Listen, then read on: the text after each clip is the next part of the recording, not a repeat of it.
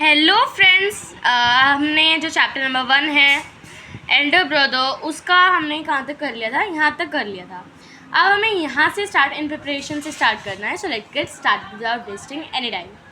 Okay, so in preparation for a kite tournament, I busied myself in solving problems like how to apply the paste mix with the ground glass on it to cut others fellow kites off their strings। मतलब कि अब चूँकि मैं kites को उड़ाने में लग चुका था, है ना, मुझे एक नया ही प्लेजर मिल चुका था इस गेम में। तो मैंने क्या किया, मैंने एक काइट टूर्नामेंट मैंने प्रिपरेशन की in preparation for a kite tournament. जब मैं प्रिपरेशन कर रहा था अपनी काइट टूर्नामेंट में के लिए, तो उसके दौरान मैंने अपने आप को बिज़ी कर लिया था पूरी उस प्रिपरेशन में, ठीक है।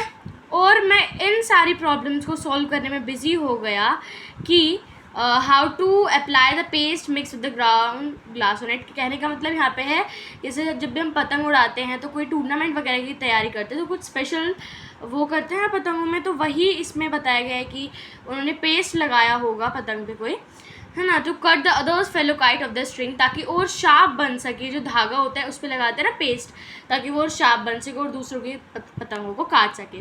तो इसमें है कि एक काइट टूर्नामेंट में मैंने अपने आप को बिज़ी कर लिया था ऐसी प्रॉब्लम सॉल्व करने के लिए कि कैसे मैं उसे अप्लाई करूँ उस धागे पर उसे, ताकि वो शार्प बन जाए और दूसरों की काइट्स को वो ईजिली काट सके। One day far from hostel I was running along madly to grab hold of a kite. A whole army of boys came racing out to welcome it with long thick bamboo rods।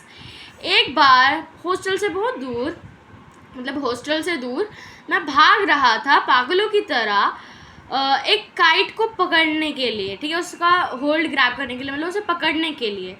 और एक army of boys, मतलब बहुत सारे boys भी आ रहे थे उस kite को लेने के लिए ही, और उनके हाथ में लंबी लंबी मोटी मोटी बैम्बू रॉड्स थी।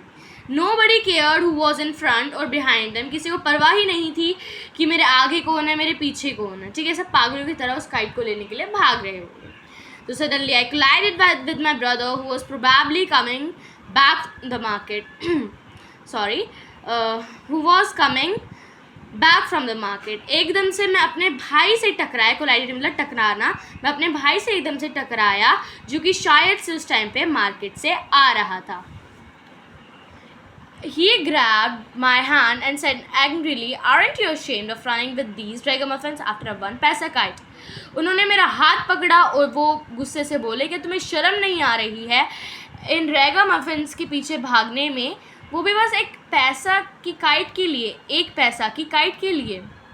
रैगामफिन्स मतलब जो होता है कि हर गली में कुछ ऐसे लोग होते हैं जो आवाराओं की तरह घूमते रहते हैं।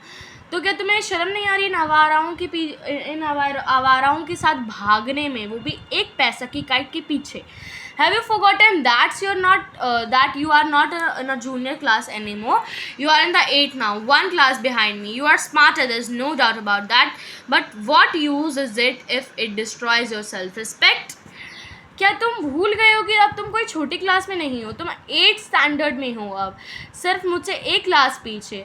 तुम स्मार्ट हो, इसमें कोई डाउट नहीं है, इस चीज़ में कोई डाउट नहीं है, पर इस स्मार्टनेस का क्या फ़ायदा? व्हाट यूज़ इज़ इट अगर ये तुम्हारी सेल्फ रिस्पेक्ट को डिस्ट्रॉय कर दे? You must have thought I am just a grade behind my brother, so now he doesn't have the right to say anything to me. तुमने ज़रूर सोचा होगा कि मैं अपने भाई से बस एक ग्रेड ही पीछे हूँ और अब मेरे भाई को कोई हक नहीं है मुझे कुछ भी कहने का। But you are mistaken, I am 5 years older than you, and even if you come into my grade, you can never equal the experience I have of the life and the world, even if you get an MA, a DLED or even a PhD। इसमें बोला गया है कि तुम्हें ये लगता है कि मैं तुम्हें कुछ नहीं कह सकता, तुम ये सोच रहे हो, है ना, तुम ये सोच रहे होगे, पर तुम गलत सोच रहे हो। यू आर मिस्टेकन, मैं तुमसे 5 साल बड़ा हूँ, और अगर तुम मेरी क्लास में भी आ जाते हो जब भी तुम वो एक्सपीरियंस इक्वल नहीं कर पाओगे जो मेरे पास है लाइफ का, ठीक है, और वर्ल्ड का। अगर तुम MA भी कर लो, DLED भी कर लो या PhD भी कर लो, जब भी तुम्हें तुम वो एक्सपीरियंस इक्वल कभी नहीं कर पाओगे। Understanding doesn't come from reading books. Mother never passed any grade, and father probably never went beyond the fifth, but even we had the wisdom of the whole world. Mother and father would always have the right to correct us. Understanding बस books को read करने से नहीं आ जाती है ना. जो mother हैं वो कभी भी किसी भी ग्रेड में, मतलब मदर ने कभी भी किसी भी ग्रेड में मदर पास नहीं हुई है, और फादर शायद ही 5th क्लास के आगे पढ़े होंगे या 5th क्लास के आगे जा पाए होंगे. But even we had the wisdom of the whole world, और हमें पूरे वर्ल्ड की ऑलमोस्ट जानकारी है. Mother and father would always have the right to correct us. पढ़े ही हमें पूरे वर्ल्ड की जानकारी है, पर जो मम्मी और पापा हैं उन्हें हमेशा ये हक रहेगा कि वो हमें समझाएं. होता है ना कि किसी के मम्मी पापा पढ़े लिखे नहीं होते, बट जब भी हम उनकी बात मानते हैं क्योंकि उन्हें हमसे ज़्यादा दुनिया के बारे में पता होता है. Maybe they don't know what kind of government they have in America और how many constellations there are in the sky. शायद उन्हें ये नहीं पता होगा कि अमेरिका में कौन सी गवर्नमेंट है या स्काई में कितने कॉन्स्टलेशंस होते हैं. कॉन्स्टलेशंस पता है ना, group of stars that form a shape in the sky, है ना.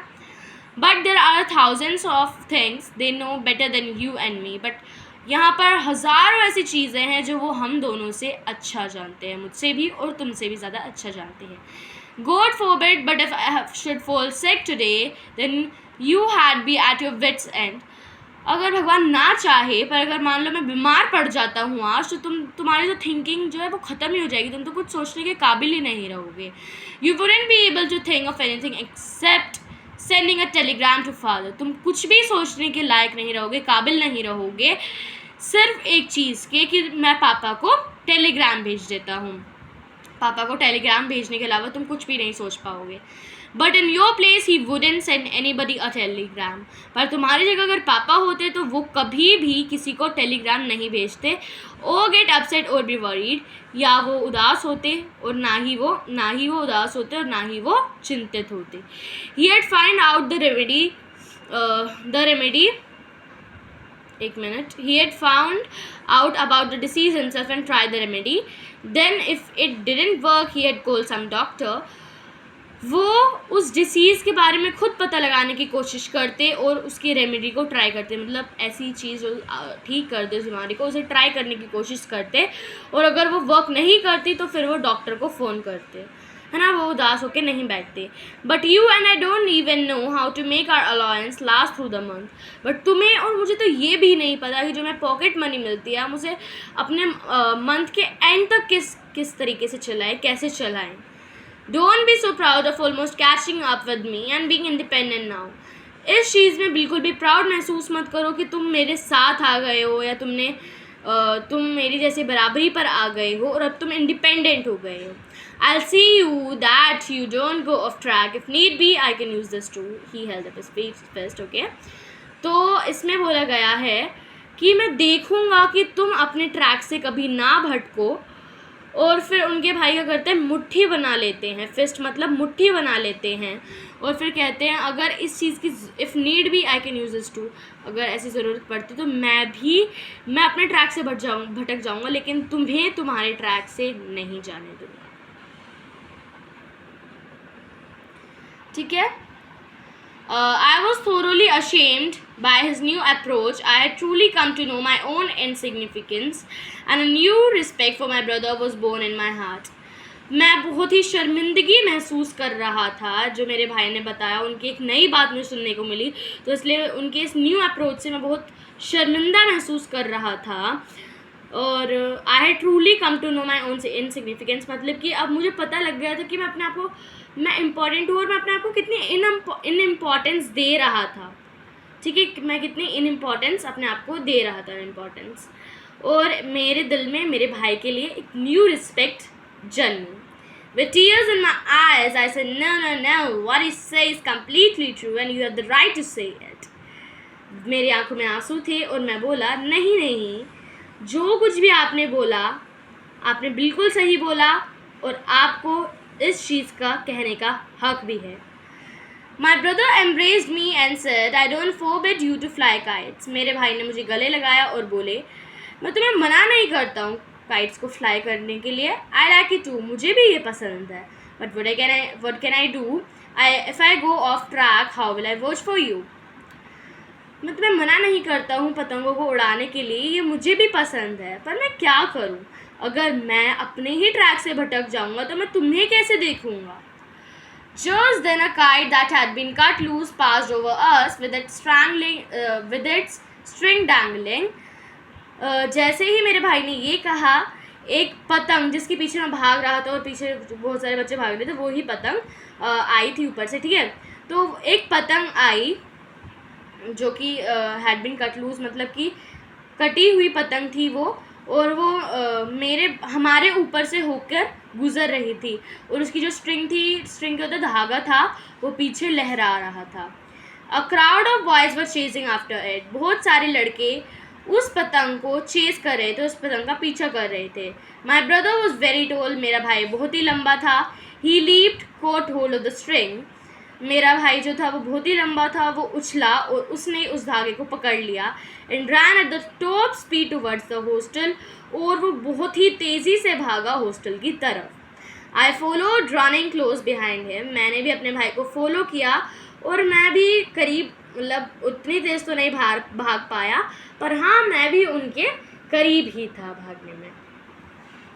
तो जो ये स्टोरी है ये मुंशी प्रेमचंद के द्वारा लिखी गई है। बहुत ही अच्छी स्टोरी है। इसमें भाई भाई के प्यार को दर्शाया गया है, और आई होप आपको सारी जो है स्टोरी समझ आई हो। If you have any doubt you can ask in the comment section. तब तक के लिए bye bye, take care and thanks for watching.